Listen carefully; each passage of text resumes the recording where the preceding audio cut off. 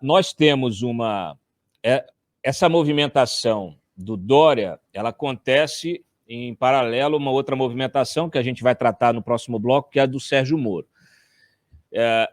E, assim, as pesquisas que vêm sendo feitas, nós tivemos uma pesquisa do IPESP em janeiro, e nós temos aqui a nossa dedicação semanal a essas pesquisas e tal, mas a pesquisa do IPESP em janeiro foi uma que trouxe um cenário, testou um cenário sem o Moro. E nesse cenário, quer dizer, quem herdaria os votos do Moro? Acho que essa é a grande pergunta que começa a ser feita. Quem vai herdar os votos do Moro? E aí o Bolsonaro e o Dória herdam 2 pontos percentuais cada um, tá? O resto vai para nulo. Você acredita que esse novo enredo aí, com o Moro possivelmente como um coringa, né? A gente vai falar disso também, um coringa aí em São Paulo, o Moro que tem muito voto, tendo o Rodrigo Garcia como candidato ao governo, o Dória como esse provável candidato presidencial, de repente ali numa articulação ainda com Tebet, né? A gente não sabe ainda como é que vai ficar esse cenário, Tebet ou Leite. Você acha que o Dória sai desse episódio de hoje com mais força, com menos força? Você acha que ele vai herdar de fato esses votos? Eu acho que ele saiu diminuído e eu acho que ele diminuiu o partido dele. O PSDB, que já estava com aquela fama de ser um partido em que os céus, como brigam, né? Todo mundo brigando o tempo todo.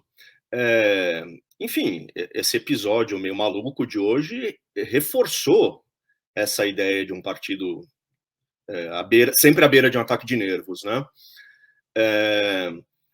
Então eu acho que foi um movimento ruim para o PSDB, porque nessa articulação que está começando a acontecer, PSDB barra cidadania de um lado, que devem formar uma federação, e depois União Brasil e MDB, o episódio de hoje enfraquece a posição do PSDB e qualquer um dos seus possíveis nomes, né, candidatos a candidato, nessa articulação. Porque MDB está muito arrumadinho, né? A gente sabe que tem divisões internas, a gente sabe que tem time Lula lá dentro, mas tá organizado. Ninguém está brigando em público, está tudo suave, né? União Brasil você sabe melhor do que eu, mas também, como não tem candidato nesse momento, não tá atraindo muita atenção. O PSDB é que, enfim, tem 2 nomes bons, Dória e Leite, mas aparece como uma casa meio maluca ali, né?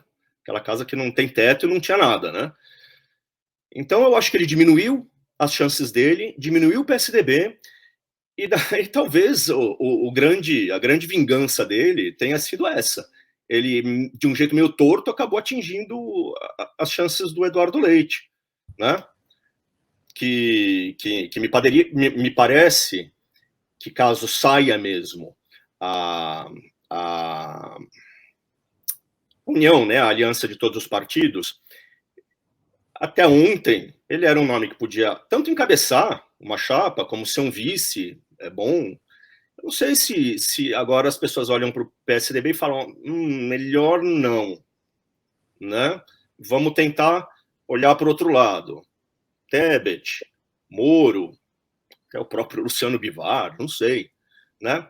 Eu tenho a impressão, talvez é para consertar, mas eu acho que agora PSDB, Leite e Dória estão dodóizinhos. São os que ficaram ali para o canto, na festa. O Eduardo Leite ficou quieto, né, diante de toda essa confusão, né?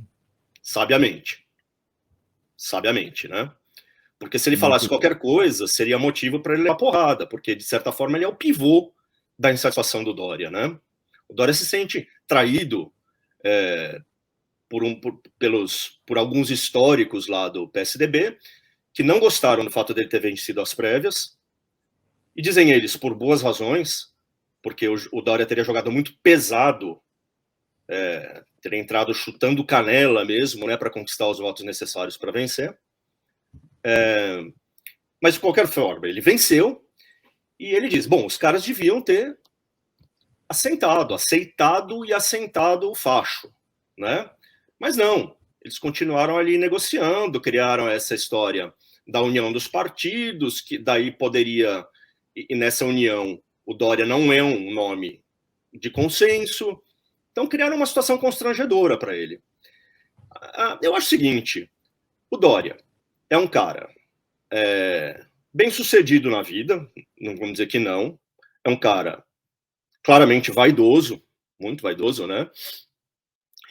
E é governador do estado de São Paulo, foi eleito para ser governador do estado de São Paulo e foi eleito para ser prefeito da maior capital do país também. O certo é dar uma saída honrosa para esse cara. Porque se você não dá uma saída honrosa, você transforma ele num inimigo. E é isso que está acontecendo um pouco. Ninguém armou um jeito legal para o Dória sair disso.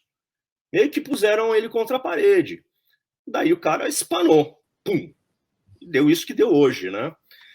Eu acho que o melhor que podiam fazer é encontrar uma posição bacana para o Dória desempenhar nesses próximos meses.